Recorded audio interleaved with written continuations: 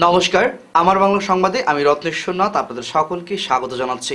প্রথমেই সংবাদ শিরোনাম। ফের বড় সাফল্য কাচার পুলিশের, রাজস্থানে পাচার ৩ মহিলাকে উদ্ধার।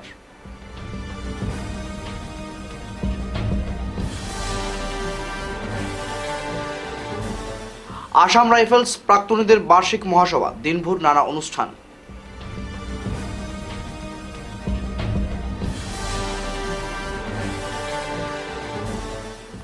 পয়লাপুলের সপ্তাহব্যাপী শিব মহাপুরাণ কথা মহাযজ্ঞের মাধ্যমে সমাপন।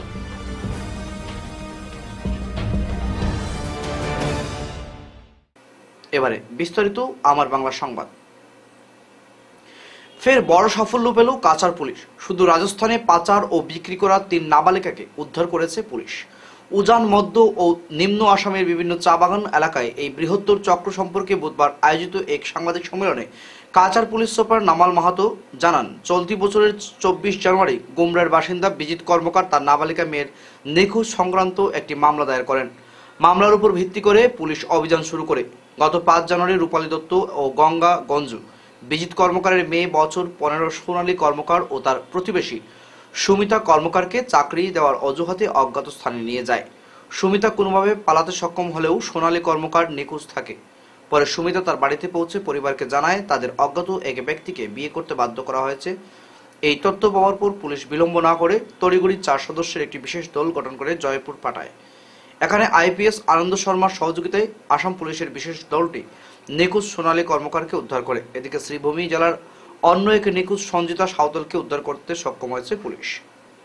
যুবতী উদ্ধারকাণ্ডের এই গোটা বিষয়টি সংবাদ মাধ্যমের সামনে তুলে ধরে পুলিশ সুপার নোমাল মাহাতো জানান, রূপালী দত্ত ও গঙ্গা গঞ্জু নামের ২ মহিলা বর্তমানে পলাতক, কিন্তু সোনালী কর্মকারকে বিয়ে করা রাজস্থানের লীলা রামকে গ্রেফতার করে শিলচরে নিয়ে আসা হয়েছে। কাচার পুলিশ গোটা বিষয়টি নিয়ে জোর তদন্ত চালিয়ে যাচ্ছে।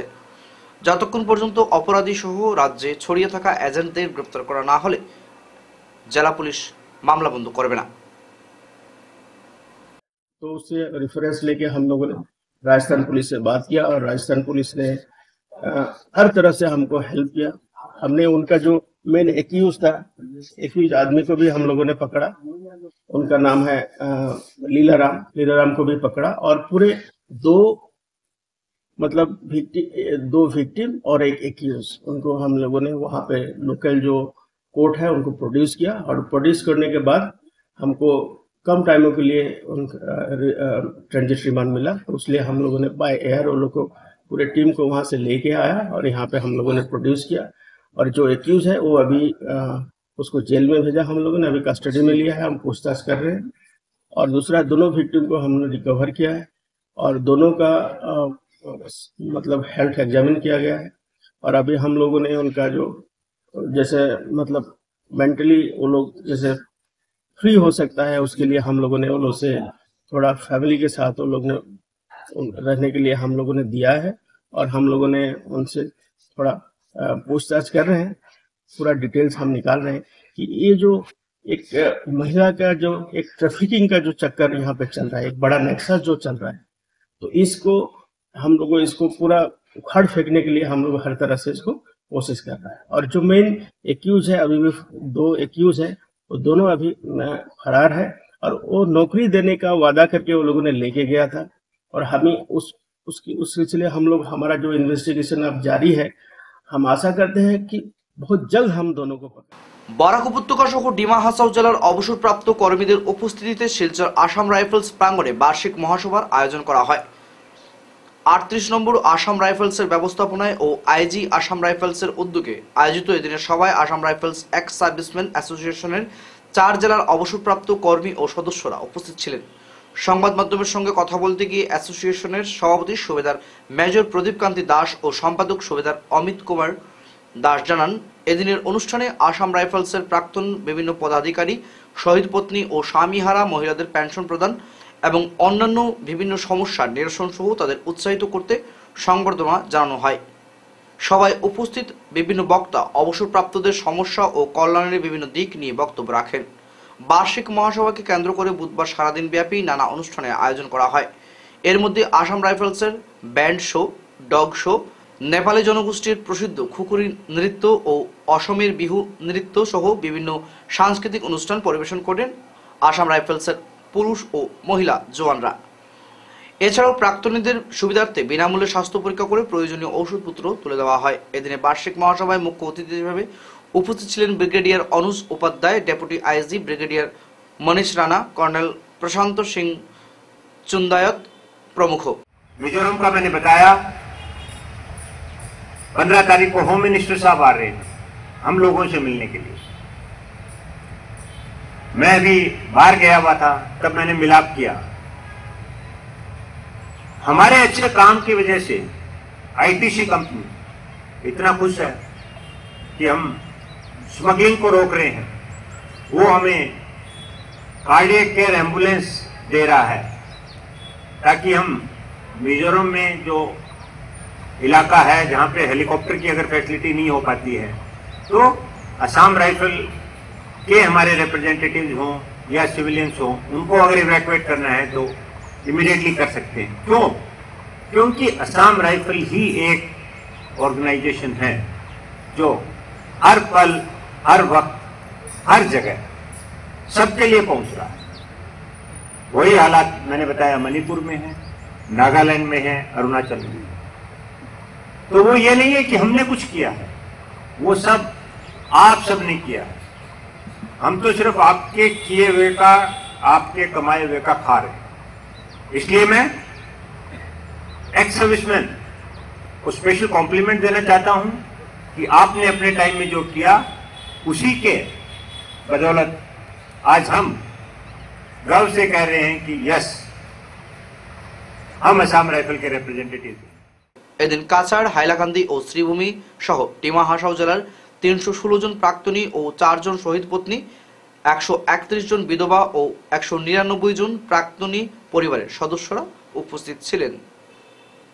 यहाँ पर हम लोग सब आते हैं, खास करके हमारा जो ग्रीवेंस है, कोई प्रॉब्लम या समस्या कुछ हो तो हम उसको पेश करते हैं, क्योंकि हम लोग ये डीजीआर से हमारा पदाधिकारीगण आते हैं, इसको नोट करके ले जाता है।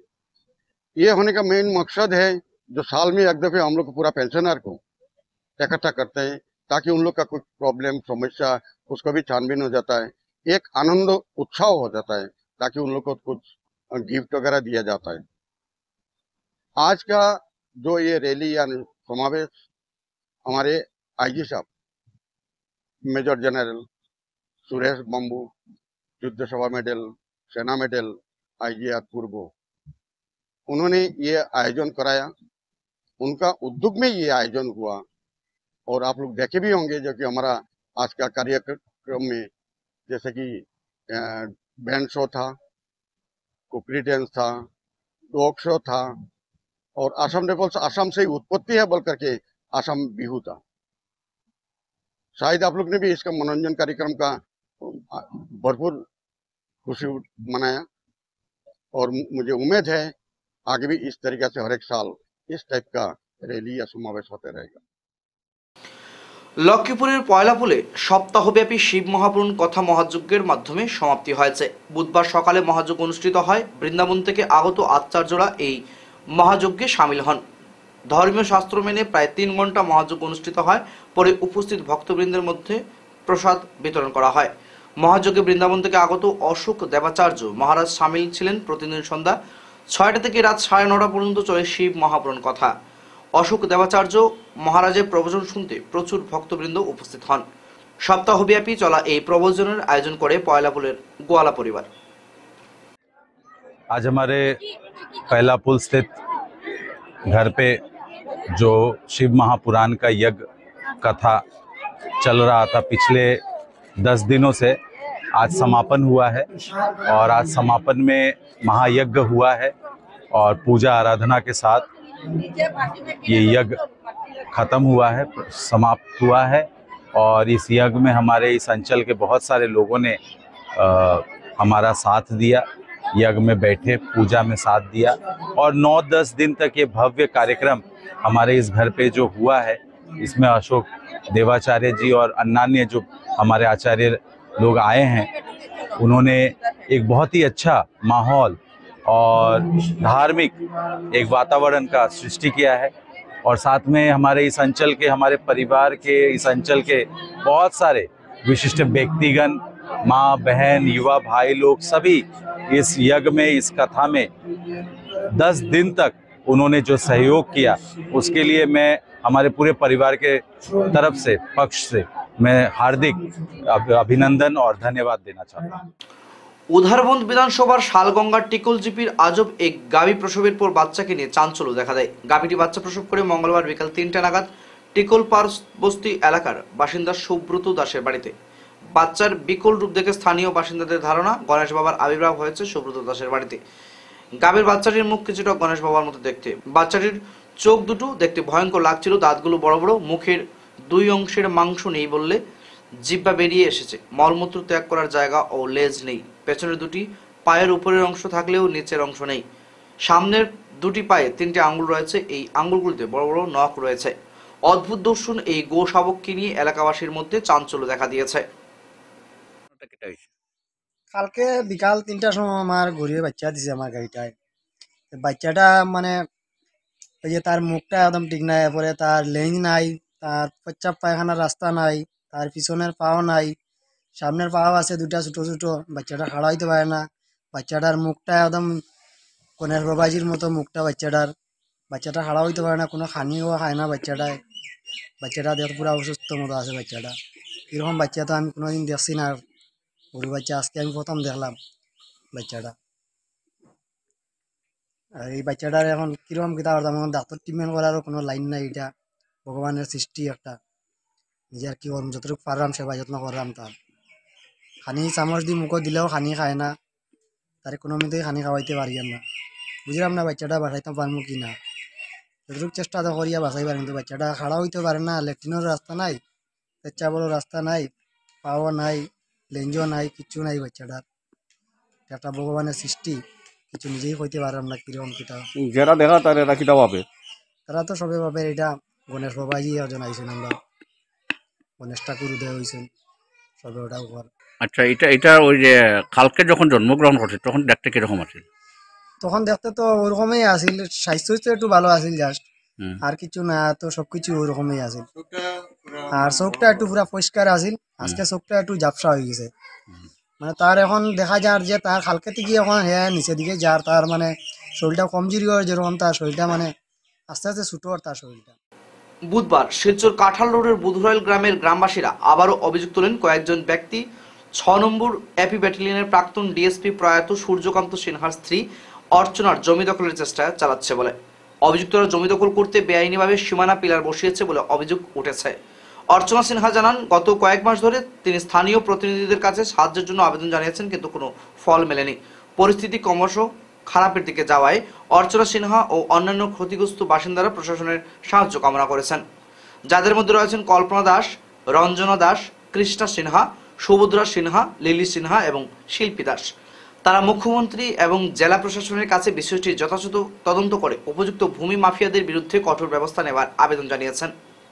আজকে তাই ঘরে নাই, অন্য কাজে বাইরে গেছেন, আয়া দেখা যায় তাই ইট গাঁথনি দেয়, তারা না ওই ইট গাঁথনি দেয়। তখন তাই না ইয়া কইছেন, আরে আমি গড় নাই, আমার এখানে তোমরা গাঁথনি দেয়, এখন আমার ঝামেলা শেষ হয়েছে না।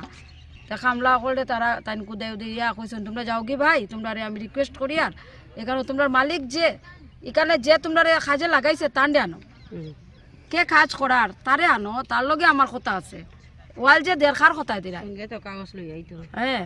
তো এইরকম তাইন কইরা তাইন যদি এরকম একজন প্রশাসনের মানুষ, তাও বিধবা স্ত্রী, তাইনের স্বামী মারা গেছেন, আজকে তাইনের জায়গা বিঠা যদি তাইন রক্ষা করতে পাররা না, প্রশাসনের বউ ইয়া, আমরা তো আম জনতা, আমরার গতিটা খেতে হইব।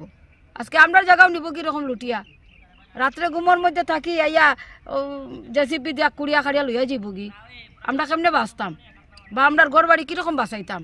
খালি এই ঘটনা হর তখন তো কালকে আরেকজনের করবো।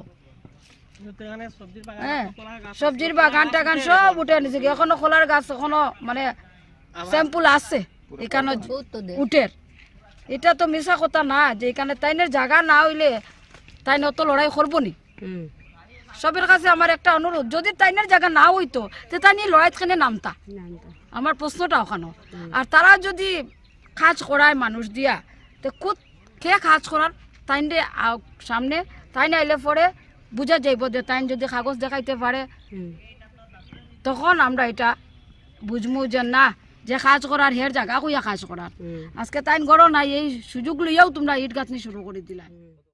শিলচর কালাইন রোডে রুটিন তল্লাশির সময় জনরোষের শিকার বন বিভাগের দল। গুরুতর আহত হয়েছেন কালাইন বন বিভাগের রেঞ্জ অফিসার যতীন্দ্র মোহন দাস ও ফরেস্টার ফিরোজ চৌধুরী। খবর পেয়ে ভাঙ্গারপাড় পুলিশ উপস্থিত হয়ে আহত দুজনকে উদ্ধার করে হাসপাতালে প্রেরণ করে। প্রাপ্ত খবর মতে জানা যায়, সোমবার বিকেল কালাইন বন বিভাগের রেঞ্জ অফিসার যতীন্দ্র মোহন দাস ও ফরেস্টার ফিরোজ চৌধুরী শিলচর কালাইন রোডে অবৈধ পাথর বোঝাই দাঁড়িয়ে ট্রিপার গাড়িতে তল্লাশি চালানোর সময় দুটি অটো দুর্ঘটনাগ্রস্ত হয়। এই অটো দুর্ঘটনাকে কেন্দ্র করে উত্তেজিত জনতা বন বিভাগের কর্মীদের উপর হামলা চালায় এবং সঙ্গে থাকা রেঞ্জ অফিসার এর ওয়াগনার গাড়িটির গ্লাস ভেঙে দেয়।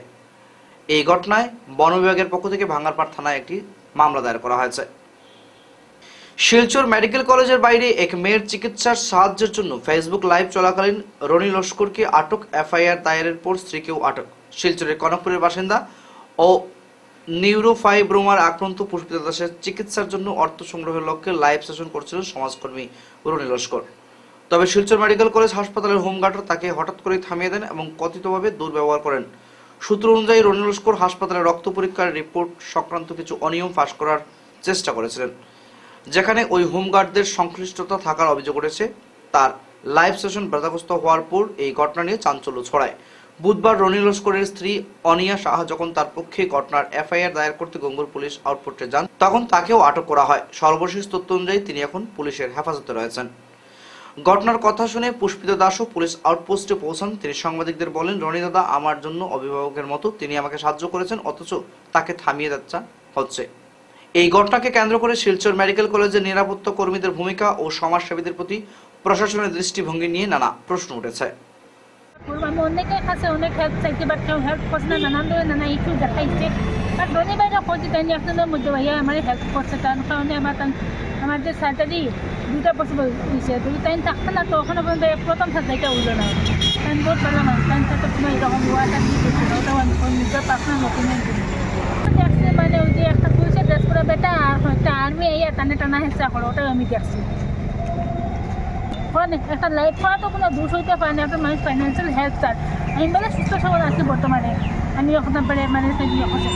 এমন তো কিছু মানুষের হঠাৎ করে অ্যাডমিশন হয়েছে, খুব পরিষ্কার মানুষ, কোনো কিছু কথা পারে ওখান তার চিন্তা হইতে বসে একটা লাইফ করলো, ওখানে না হসপিটাল থেকেও লাইফটা করে রাখতে পারে। এটা আমার করতে কোনো কিছু নাই।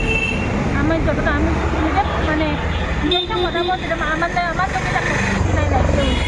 আমি যেটা তখন পয়সা না হতো অনেক আছে মানে ক্যান্সার আক্রান্ত রোগী ও তাদের পরিচর্যাকারী পরিবারের সদস্যদের জন্য সম্পূর্ণ বিনামূল্যে থাকা খাওয়ার ব্যবস্থা করে আপনা ঘর নামক প্রতিষ্ঠান শিলচরে আজ তাদের 1 বছর পূর্ণ করল। বেঙ্গালুরুর বহুজাতিক ঔষধ প্রস্তুতকারক সংস্থা ইন্টাস ফাউন্ডেশন দ্বারা জনসেবায় চালিত এই আপনা ঘর শিলচরের মেহেরপুরে 2024 সালের 13 মার্চ কেবল 3 জন রোগী নিয়ে তাদের যাত্রা শুরু করে এবং ওই 1 বছরে অন্তত 500 জন রোগীকে তারা সেবা প্রদান করে চলেছে। আজ কেক কাটার মাধ্যমে আপনাঘর প্রাঙ্গণে এক অনাড়ম্বর অনুষ্ঠানের মাধ্যমে সংস্থা তাদের প্রথম বর্ষপূর্তি পালন করল। অনুষ্ঠানে প্রধান অতিথি হিসেবে উপস্থিত ছিলেন আসাম ক্যান্সার কেয়ার ফাউন্ডেশনের সুপারিনটেন্ডেন্ট ডক্টর বিশ্বজিৎ ঘোষ।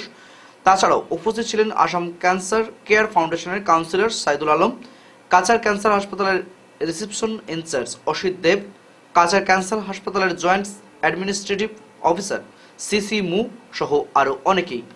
এই সম্পূর্ণ ব্যাপার সংস্থার শিলচর শাখার প্রজেক্ট অ্যাসোসিয়েট মৌমিতা দাস ও তপরতী দেব রায় সংস্থা সম্বন্ধে বিস্তারিত তথ্য তুলে ধরেন।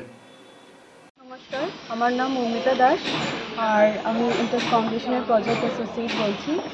তো আজকের আমাদের 1 ইয়ার জার্নি কমপ্লিশনে আমরা এখানে সেলিব্রেশন একটা করেছি, যেখানে আসাম ক্যান্সার কেয়ার ফাউন্ডেশনের সুপারিনটেন্ডেন্ট এবং কাউন্সিলর প্রেজেন্ট ছিলেন, আর কাছার ক্যান্সার হসপিটাল থেকে 5 জন স্টাফ উপস্থিত ছিলেন।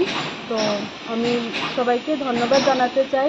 আমরা ঠিক গত বছর এই দিনেই আমরা এই মানে শুরু করেছিলাম 3 জন পেশেন্ট দিয়ে, এবং আজকে আমরা 500 পেশেন্টসের উপর সার্ভ করে গেছি। আমাদের আগে গাড়ির সুবিধা ছিল না, অ্যান্ড 16 বেড দিয়ে স্টার্ট করেছিলাম, বাট আজকে 20 বেডস অ্যান্ড 24 অ্যাটেন্ডেন্ট বেডস আছে আমাদের। তো আমরা চাইবো আগামীতে আমরা যাতে আরও ক্যান্সার পেশেন্টকে আমরা সার্ভ করতে পারি।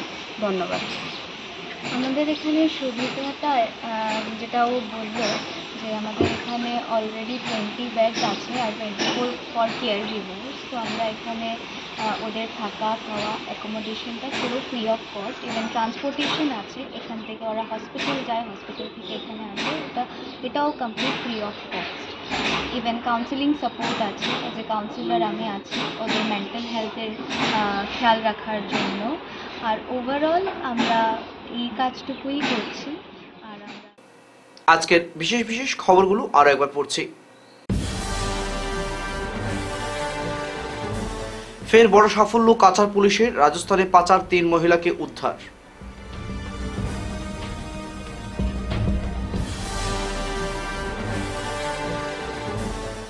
আসাম রাইফেলস প্রাক্তনীদের বার্ষিক মহাসভা, দিনভর নানা অনুষ্ঠান।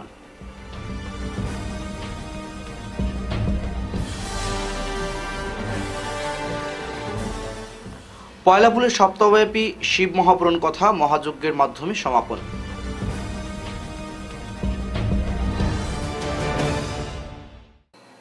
এখনকার মতো আমার বাংলা সংবাদ এ পর্যন্তই। ধন্যবাদ।